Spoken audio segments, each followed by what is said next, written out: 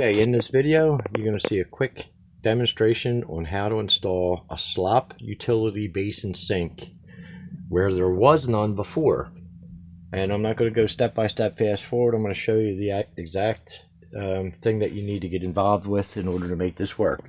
So here's where we lucked out on this job. We have a hot and a cold that happened to have a stump right here ready to go. We cut our stumps off, and the easiest, most affordable way, $3.50 piece of PEX, $3.50 piece of PEX, $10 shark bite, $10 shark bite, quick connect, snap fits, and there's your flexi line right there.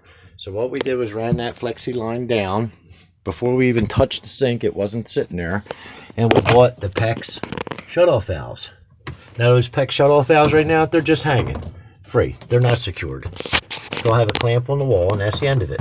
So those PEX shutoff valves are made for the faucet, one piece, and they tap right into the existing faucet. So the first thing that we did was we connected our hot and cold, put our shutoffs, shut them off, laid them on the ground, done deal. Then we assembled our $109 Home Depot big box store special buy of a utility basin. Comes with a telescopic scoping wand, spray or stream, obviously hot and cold. Okay, comes with a plug, comes with a shelf at the bottom, comes with a hanger bar or support bar. Biggest issue here is how to drain this, and we just happen to be right next to a 2-inch washer line. So the best way I can tell you to do this is, if you look at our drain, we have an 1.5 inch trap that comes with the assembly on this basin kit for $109. If you look this way, that's the magic. All we did was take a 2-inch intercepting fitting with a street 90, which means it goes down and slumps down right at the fitting. And the reason you want it to slump down, if you just put a T-fitting in there, you're going to fill the washer, empty it, and it's going to end up back here in the sink. So it has to be a street 90, because as soon as the water comes out of this drain here from the sink, it's pitched down. When you drain from above, which is the washer, it will go straight down and it won't backwash into this line.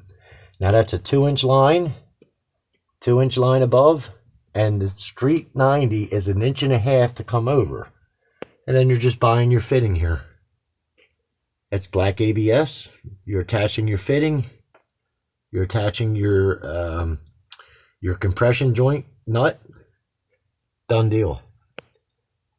Okay, the sink comes with everything you see from this trap on forward.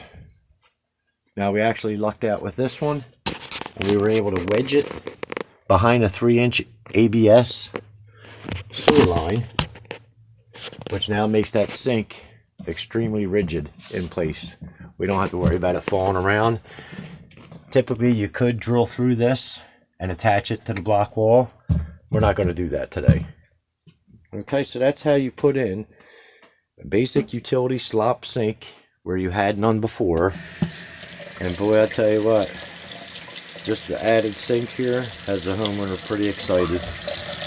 Alright, thanks for watching. If you want some more information, please subscribe. Don't forget to jing the bell. Any comments, feel free to comment. Be happy to help you out. And this was a quick 1.5 hour job. Thanks for watching.